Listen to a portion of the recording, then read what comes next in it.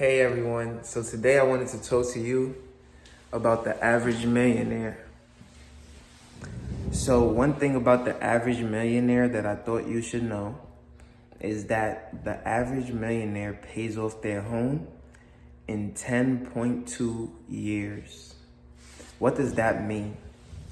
That means that in 11 years, the average millionaire has paid off their home. In fact, statistics show that 67% of all millionaires live in a paid off home. What does that tell you? That tells you that a millionaire is aware that paying someone interest is not as good as earning interest. And therefore, they work to not owe interest, and they work to earn interest. And that is truly how you continue to build wealth. And so when everyone talks about their credit score, as I spoke to in a previous video, and taking out car loans and taking out debt that literally does not make you money, also understand that you also have to have the mindset to go out there and earn that money. For example, you cannot be someone who says, I can DoorDash for 80 hours a week, but you've never done it before in your life, right? So you have to be also realistic in your expectations and goals and understand what it is that you are trying to accomplish, what goals you are setting for yourself, what time frames you have in mind. And if you want to be the average of something that is really, really good, or do you want to be the average of something that is really, really bad, right? And all of that good and bad is relative. But the average consumer, how long does it take them to pay off their house? Now, I haven't done the research on that just yet, so I'll save that for another video. But if you want to be like the average millionaire, I think the best route to go is to pay off that mortgage. So when a lot of people come to you and say, well, debt is so cheap, there's no reason to pay it off, keep the mortgage, keep this, keep that, keep whatever. At the end of the day, they are not the average millionaire. Maybe they're in that 43%. Maybe not. But I'd rather be in a class of people who are really, really good with money, and where the majority lies within that section of people is a good place and position to be in. So with that being said, I'm happy to say that I'm only looking to pay off my mortgages.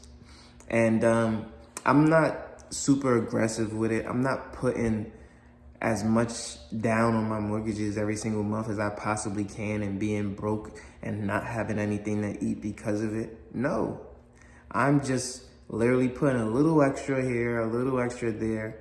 And then at the end of the year, I put in a little bit more and a little bit more. And then I look at it in its totality whenever I get the chance, and I'm just like, oh, okay, I like this, I like that. I'm looking at the numbers drop. It's not dropping significantly at this time. Obviously, I've only been in this particular property 1 year, and the other property has only been 2 years. So it's really difficult to gauge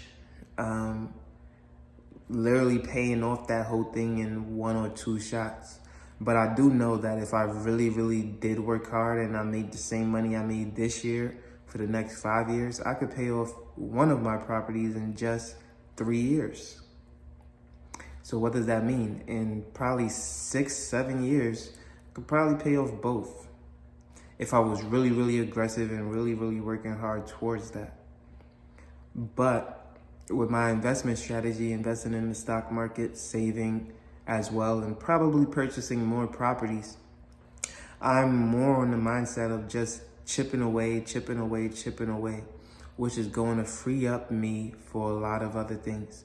Now, if I follow the Dave Ramsey method, I could probably buy a lot of paid for real estate. By the time I'm 35, I'd probably have 4 paid off homes, maybe even 5, all cash flowing with no debt. And that sounds amazing too, but it's a lot of hard work.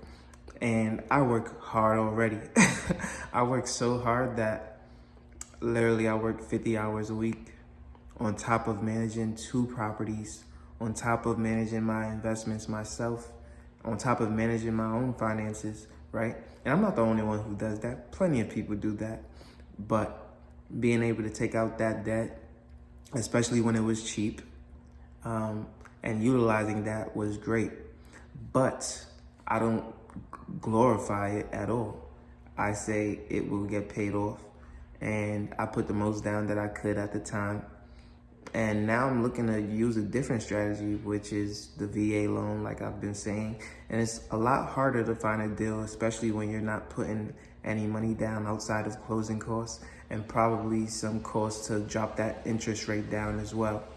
So with that being said, it's hard to find something that cash flows. But to offset some of that risk, I'm also looking into multifamily with the VA loan, because obviously putting nothing down means more risk to me.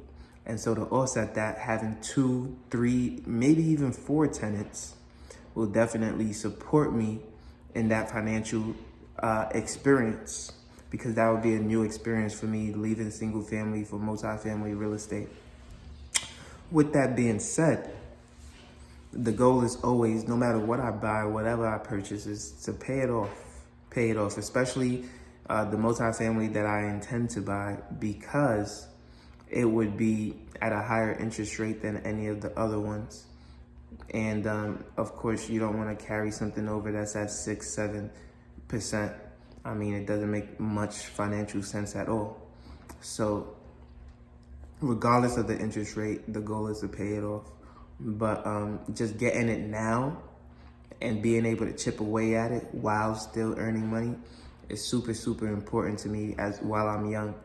And just having that financial fortitude and financial sense to, constantly work at it, and don't slip off the pace. What I don't want to fall into a rabbit hole of is, let me buy one a year, kind of like Bigger Pockets kind of alludes to. My goal is literally just 5 properties. And from there, I may go into like apartments, something like that, to get out of the residential space. And you might even see me sell those 5 in order to move into a decent apartment style property.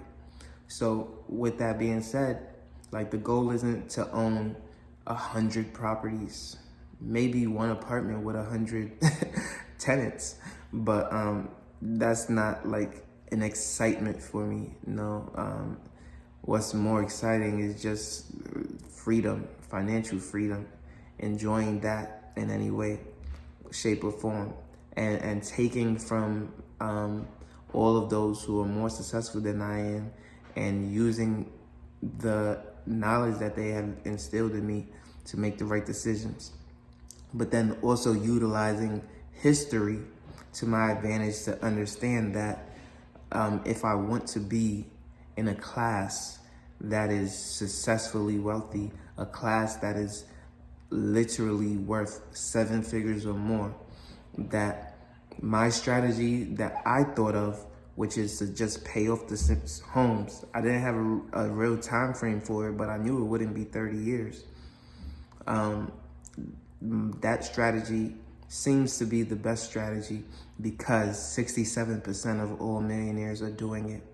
And so I just wanted to shout that out for every single one of you to know. And, you can get on that 11-year journey as well. By not buying something that maxes out your budget, by not being house poor, by being consistent, by increasing your income, and by having the support of your spouse or significant other, if you have one, in order to just crush it and work towards not having a payment that requires you to spend a large portion of your take-home pay every single month. With that being said, if you've enjoyed this video, make sure you leave a like, comment, and subscribe, and I will see you on the next one. Peace.